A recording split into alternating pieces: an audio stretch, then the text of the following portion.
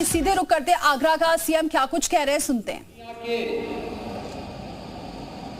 यानी उत्तर प्रदेश के 2000 से अधिक एग्जीबिटर इस पूरे कार्यक्रम में भागीदार बने थे। तो फॉरेन बायर्स में भी 500 से अधिक लोगों की सहभागिता हुई थी। 4 दिनों में 5 लाख से अधिक बायर्स वहां पर आए थे, जिन लोगों ने इस पूरे आयोजन को, उत्तर प्रदेश की इस सामर्थ्य को देखा था। मुझे भी परसों भदोई में इंटरनेशनल कारपेट एक्सपो में जाने का अवसर प्राप्त हुआ और वहां के उद्यमियों की हुनर को देख करके लगा कि वास्तव में पहले कैसे इनकी उपेक्षा होती थी। भारत प्रतिवर्ष 17,000 करोड़ रुपए का कारपेट एक्सपोर्ट करता है।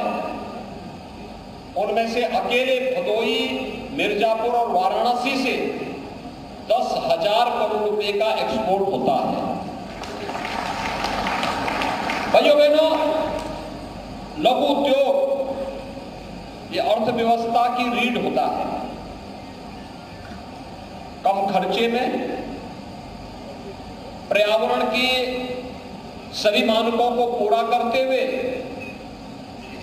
कम स्थान पर ज्यादा रोजगार का सृजन होना और ज्यादा परिवारों को आर्थिक स्वावलंबन की ओर अग्रसर करना, यह लघु उद्योग के माध्यम से ही संभव हो सकता है।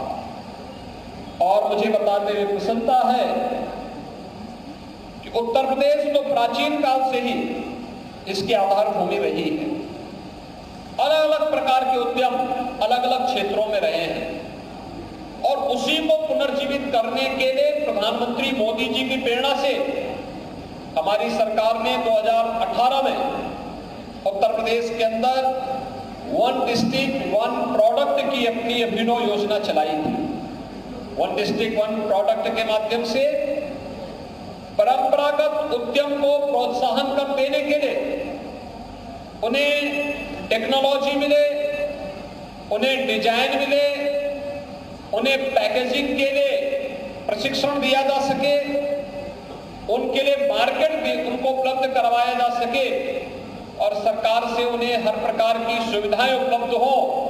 इसके लिए सरकार के स्तर पर एक प्रयास प्रारंभ हुआ था और आज उसके बहुत अच्छे परिणाम हम सबके सामने हैं।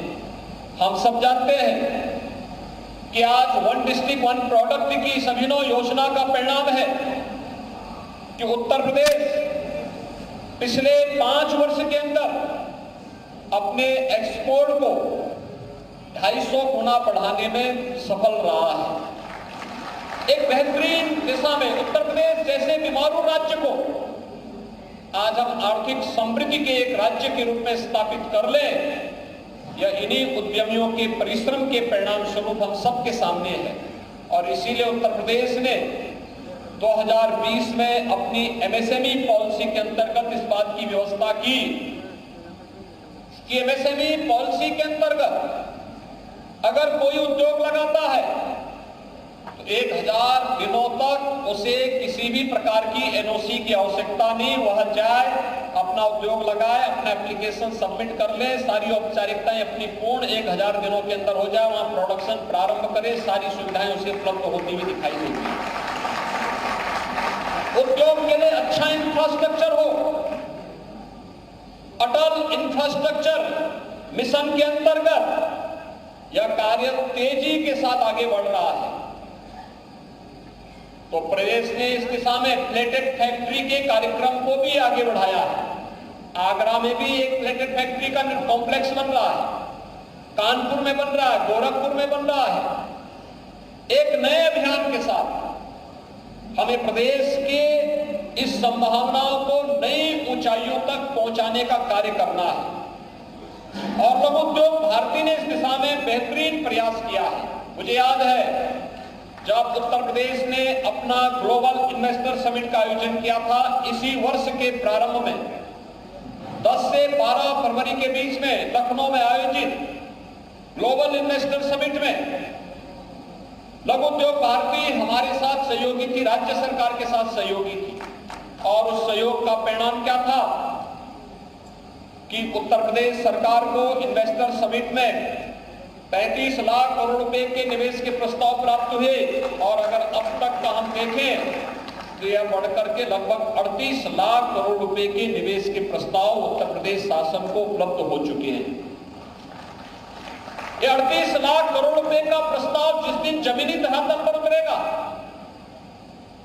1 करोड़ 10 लाख से अधिक युवाओं को नौकरी और रोजगार की संभावना प्रदेश के अंदर ही उपलब्ध होगी।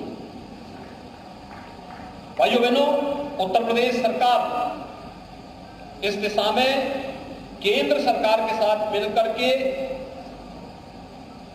निवेश के एक बेहतरीन गंतव्य के रूप में देश की सबसे बड़ी आबादी के राज्य को स्थापित करने के लिए पूरी प्रतिबद्धता के साथ कार्य कर रही है। सरकार के द्वारा समय समय पर इस प्रकार के कदम उठाए गए हैं। ईज ऑफ डूइंग बिजनेस में उद्यमता के लिए और उद्यमी के लिए जितनी सहूलियतें हो सकती हैं, जितने रिफॉर्म हो सकते हैं, उनको तो तत्परता के साथ सरकार ने किया ही, लेकिन साथ साथ सरकार का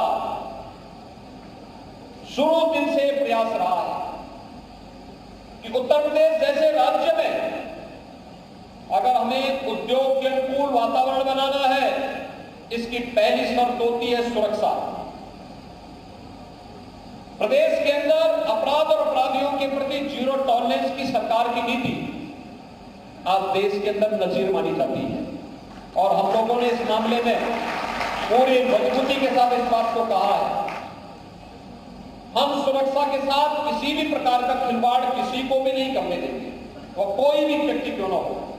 अगर उसने सुरक्षा के साथ खिलवाड़ करने का दुस्साहस किया तो उसको उसका खामियाजा भी भुगतना पड़ेगा। और आज आप देखते होंगे प्रदेश में सुरक्षा का एक बेहतरीन वातावरण है। कानून व्यवस्था अपनी एक नजीर प्रस्तुत कर रही है। 2022 के विधानसभा चुनाव में पहली बार हुआ है जब कानून व्यवस्था किसी राज्य के अंदर चुनावी मुद्दा बने और कानून व्यवस्था के मुद्दे पर जनता का व्यापक समर्थन एक सिटिंग सरकार के साथ में खड़ा होता हुआ दिखाई दे। यह भी एक उदाहरण के रूप में हम सबके सामने है। ईज ऑफ डूइंग बिजनेस में उत्तर प्रदेश की रैंकिंग में हुआ व्यापक सुधार आप सबके सामने है। समय समय पर सरकार के द्वारा किए गए रिफॉर्म ये आपके सामने है। प्रदेश के अंदर बना हुआ लैंड बैंक ये आपके सामने है। हर जनपद में जिलाधिकारी और वरिष्ठ पुलिस अधीक्षक के साथ या कमिश्नरी स्तर पर मंडलायुक्त और रेंज के पुलिस अधिकारियों के साथ उद्यमियों के संवाद के कार्यक्रम और जो कार्यक्रम जो जिन समस्याओं का स्थानीय स्तर पर समाधान होना है उनका समाधान स्थानीय स्तर पर और जिनका शासन के स्तर पर होना हुआ भी समयबद्ध तरीके से उनका समाधान होता हुआ दिखाई दे, इसके लिए सरकार के द्वारा व्यापक कदम उठाए गए हैं।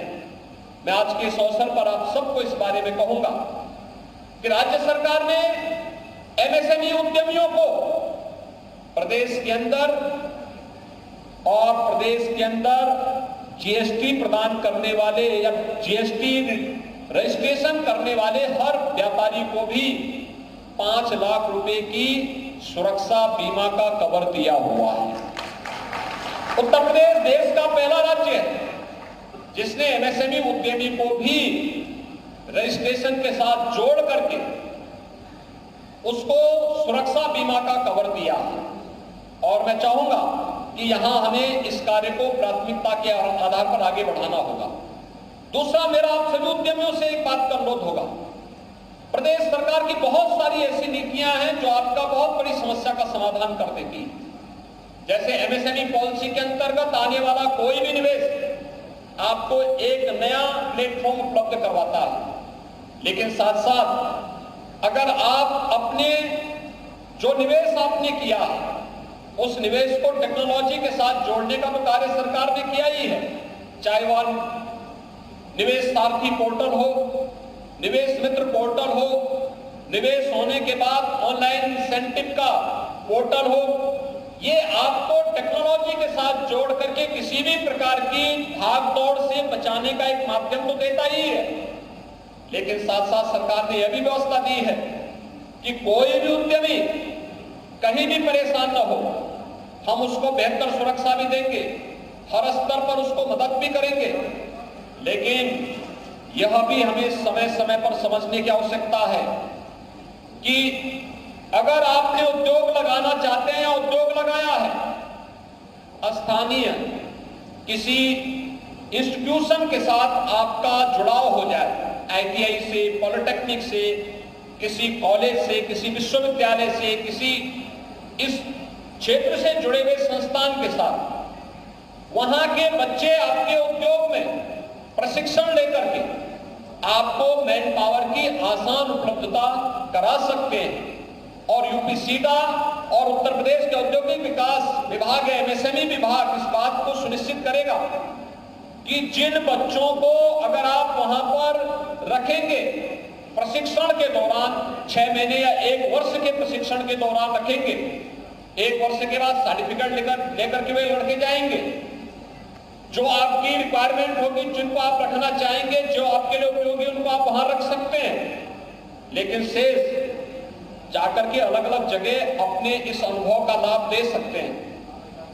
लेकिन इस दौरान, जिस दौरान वे कार्य करेंगे, उस समय पीएम इंटर्नशिप स्कीम या सीएम इंटर्नशिप स्कीम के अंतर्गत अगर आप उनका रजिस्ट्रेशन कराते हैं तो आधा मानदेय सरकार देगी, आधा मानदेय इंडस्ट्री देगा। तो मुझे लगता है आपके पास आधे से आधी कीमत पे आपको मैन पावर मिल जाएगा। लेकिन साथ साथ आने वाले समय के लिए हमारे पास अनुभवी युवाओं की एक टीम भी खड़ी होगी, जिन्हें हम धीरे धीरे करके इंडस्ट्री के लिए फिर उपयोगी बनाने में उन्हें मदद कर सकते हैं, उनके कौशल विकास में मदद कर सकते हैं। हर एक सेक्टर में संभावनाएं बनी हुई है। अगर हम इन सभी प्लेटफॉर्म का उपयोग करते हुए अपने युवाओं को अधिक से अधिक संख्या में प्रशिक्षित करते हैं, तो इसके बेहतरीन परिणाम हम सबके सामने आएंगे। और मैं आपको इस बात के लिए आवश्यक कहूंगा कि व्यवसाय के लिए साफ नियत के साथ एक बेहतर संवाद के माध्यम से हम आगे बढ़ेंगे तो दुनिया की कोई ताकत आपको एक बड़े उद्यमी बनने से रोक नहीं सकती है। आपने यहाँ पर लघु उद्योग भारती के माध्यम से इस महाधिवेशन को आगरा में आयोजित किया है। मैं इसके लिए आप सबको हृदय से धन्यवाद देता हूं। आपके इस पूरे आयोजन के प्रति अपनी शुभकामनाएं व्यक्त करता हूं और आपको इस बात के लिए आश्वस्त करता हूं कि डबल इंजन की सरकार आपको हर प्रकार की सुरक्षा और सुविधा देने के लिए पूरी तरह वचनबद्ध है और उसको आगे पूरी प्रतिबद्धता के साथ आगे कार्य करेगी। आप सबके प्रति मेरी शुभकामनाएं। धन्यवाद। जय हिंद। देख रहे थे आप, सीएम योगी ने उद्यमियों को सुरक्षा की पूरी गारंटी दी है। कानून व्यवस्था पूरी तरीके से यहाँ ठीक है और इसकी गारंटी दी है। कानून व्यवस्था से जो खिलवाड़ करेगा उसे बख्शा नहीं जाएगा। सीएम योगी ने साफ कहा है, एक बार फिर से कानून व्यवस्था में यूपी नजीर पेश कर रहा है।